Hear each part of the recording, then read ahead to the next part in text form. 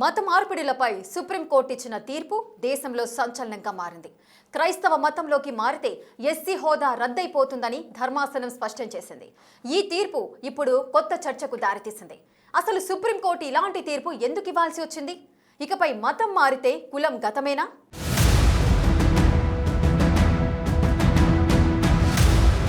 Supreme court సంచలన తీర్పు. క్రైస్తవంలోకి మారితే ఎస్సీ హోదా రద్దు. మతం మారితే కులం గతమేనా? మత మార్పిడులు, రిజర్వేషన్ల అంశం భారత్లో ఓ సున్నితమైన, వివాదాస్పదమైన చర్చనీయాంశం.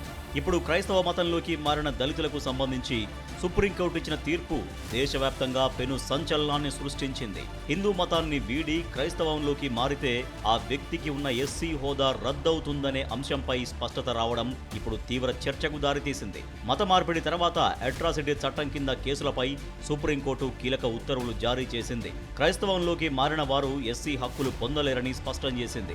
హిందువులు, బౌద్ధులు, సిక్కులు మాత్రమే ఆ హక్కులు పొందుతారని తెలిపింది.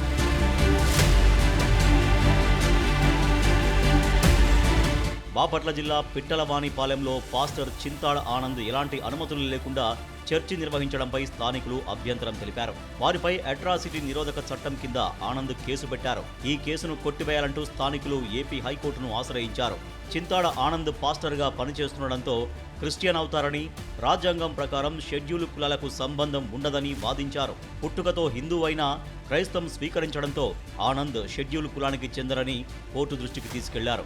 ఎస్సీ ఎస్టీ అట్రాసిటీ చట్టంలోని సెక్షన్లు ఆయనకు వర్తించవని, ఆనంద్ తమపై చేసిన ఫిర్యాదు చట్ట వ్యతిరేకమని, తమపై పెట్టిన కేసుకు విచారణ అర్హత లేదని వాదించారు. ఈ వాదనలను ఏపీ హైకోర్టు పరిగణలోకి తీసుకుంది. క్రైస్తవ మతంలో కుల వ్యవస్థ లేదని తెలిపింది. హిందూ, సిక్కు, బౌద్ధ మతస్థులే ఎస్సీలు అవుతారని స్పష్టం చేసింది.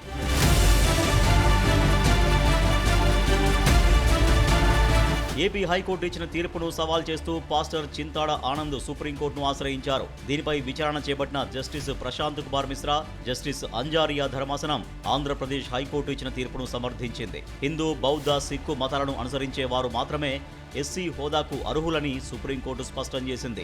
అలా కాకుండా మతం మారితే ఎస్సీ హోదా రద్దవుతుందని తేల్చి చెప్పింది. క్రైస్తవ మతంలోకి మారి పాస్టర్గా పనిచేస్తున్న వ్యక్తి ఎస్సీ ఎస్టీ చట్టం కింద రక్షణ పొందలేరని స్పష్టం చేసింది. మతం మారితే కుల సర్టిఫికెట్ రద్దు కాకపోయినా చట్టం వర్తించదని ధర్మాసనం తెలిపింది. సర్టిఫికెట్ ఉంది కాబట్టి రక్షణ కల్పించాలని చెప్పలేమంది. చింతాడ ఆనంద్ కొన్నేళ్లుగా క్రైస్తవ మతాన్ని ఆచరిస్తూ ప్రార్థనలు నిర్వహిస్తున్నారని ఆధారాలతో సహా నిరూపితమైంది. దాంతో ఆయనకు ఎస్సీ ఎస్టీ చట్టం వర్తించదని సుప్రీంకోర్టు స్పష్టం చేసింది.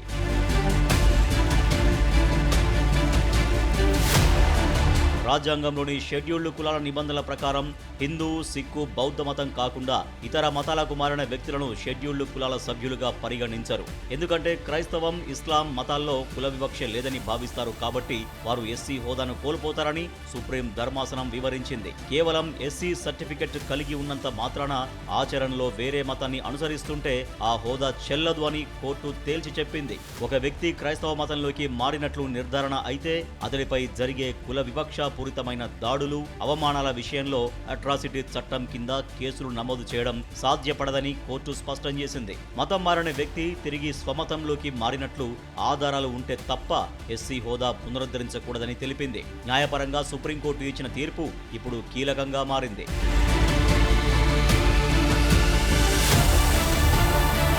సుప్రీంకోర్టు ఇచ్చిన తీర్పు దేశవ్యాప్తంగా మతం మార్పిడి చేసుకున్న దళితుల రిజర్వేషన్లు, ఇతర చట్టపరమైన రక్షణపై చర్చకు దారితీసింది. ఒక మతం నుంచి మరొక మతానికి మారి కొత్త మతంలో ఉన్న సౌకర్యాలు పొందుతూ పాత మతంలో ఉన్న రిజర్వేషన్లను వాడుకోవడం సమంజసం కాదు అనే వాదన వినిపిస్తోంది. మతం అనేది వ్యక్తిగత విశ్వాసం, కానీ రిజర్వేషన్ సామాజిక హోదాకు గుర్తింపు. ఈ రెండింటి మధ్య ఉన్న సన్నని గీతను సుప్రీంకోర్టు తన తీర్పుతో స్పష్టం చేసింది. మతం మారిన వ్యక్తి తన సామాజిక ప్రయోజనాల కోసం రక్షణ చట్టాలని వాడుకోవడం రాజ్యాంగబద్ధంగా కరెక్ట్ కాదు అనేది సుప్రీంకోర్టు అభిప్రాయం. రాజ్యాంగ నిబంధనల ప్రకారం మతం మారిన వారికి ఎస్సీ హోదా రద్దవుతుందని సుప్రీంకోర్టు తీర్పు ఇవ్వడం బాగానే ఉంది. కానీ ఒక వ్యక్తి మతం మారినట్లు చెప్పేందుకు కొలమానమేంటి? మతం మారారని చెప్పడానికి ఖచ్చితమైన రుజువులేంటి? సుప్రీంకోర్టు తీర్పుతో రాజకీయ ప్రకంపనలు తప్పవా? భవిష్యత్తు పరిణామాలు ఎలా ఉంటాయి?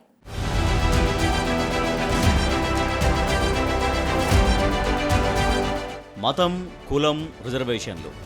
భారతదేశంలో ఇవి కేవలం సామాజిక అంశాలు మాత్రమే కాదు, అత్యంత సున్నితమైన రాజకీయ అంశాలు కూడా. క్రైస్తవ మతంలోకి మారిన దళితులకు ఎస్సీ హోదా రద్దవుతుందని సుప్రీంకోర్టు వెలువరించిన తీర్పు దేశవ్యాప్తంగా కొత్త డిబేటుకు దారితీసింది. అయితే రాజ్యాంగ నిబంధనల ప్రకారం హిందూ, సిక్కు, బౌద్ధ మతాల్లోని కొన్ని వర్గాలకు మాత్రమే ఎస్సీ హోదా వర్తిస్తుంది. ఈ క్రమంలో మత మార్పిడి చుట్టూ ఉన్న చిక్కుముడులేంటి? ఒక వ్యక్తిని మతం మారారు అని ఎలా గుర్తిస్తారు? దీనివల్ల వచ్చే రాజకీయ పరిణామాలు ఏంటి అనే ప్రశ్నలు తలెత్తుతున్నాయి.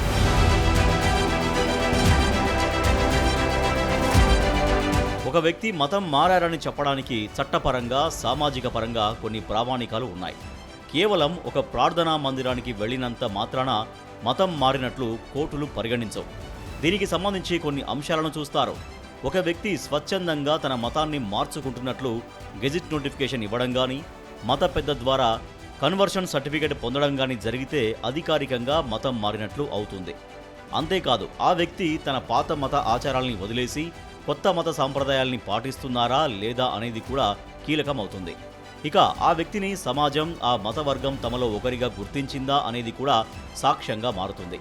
కోర్టుల్లో ఓ వ్యక్తి మత మార్పిడిని నిరూపించేందుకు విద్యార్థి దశలో అడ్మిషన్ రిజిస్టర్లో నమోదు చేసిన మతం వివరాలు, క్రైస్తవ మతం అయితే చర్చి రికార్డుల్లో ఉన్న వివరాలు, ప్రభుత్వం నుంచి పొందిన పత్రాల్లో మతం కాలంలో ఏముంది అనేది కీలకంగా మారుతుంది.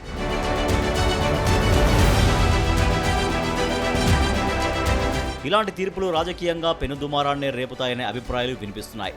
ముఖ్యంగా ఓటు బ్యాంకు పాలిటిక్స్లో భాగంగా మతం మారిన దళితులకు ఎస్సీ హోదా కొనసాగించాలని రాజకీయ పార్టీలు డిమాండ్ చేసే అవకాశాలు ఉంటాయి. ఎస్సీ హోదా రద్దు చేయాలని భావిస్తే దళిత వర్గాల్లో తీవ్ర అసంతృప్తికి దారితీస్తుంది.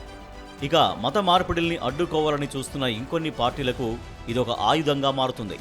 మతం మారితే అట్రాసిటీ చట్టాల ద్వారా లభించే రక్షణ కోల్పోతారనే హెచ్చరిక మత మార్పిడులను తగ్గిస్తుందనే వాదనలు కూడా వినిపిస్తున్నాయి.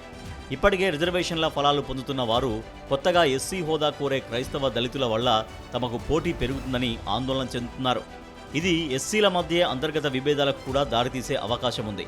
భవిష్యత్తులో ప్రభుత్వ ఉద్యోగాల్లో ఉన్నవారు, పోటీ పడుతున్నవారు మతం మారినట్లు తేలితే వారి సర్టిఫికెట్లు రద్దయ్యే అవకాశం ఉంది. దాంతో కుల ధృవీకరణ పత్రాల జారీలో కఠిన నిబంధనలు వచ్చే అవకాశాలు ఉన్నాయి. రాజ్యాంగ నిబంధనల ప్రకారం ఎస్సీ హోదాని కేవలం కొన్ని మతాలకే పరిమితం చేయడం రాజ్యాంగ విరుద్ధమని కొందరు, అది సరైందేనని ఇంకొందరు న్యాయ పోరాటాలకు దిగే ఛాన్స్ కూడా ఉంది.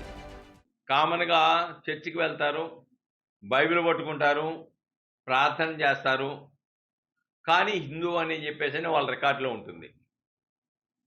కానీ ఆ హిందూ అని రికార్డుని ప్రాతిపదికగానే ఎంఆర్ఓలు కుల ధృవీకరణ పత్రాలు ఇస్తున్నారు.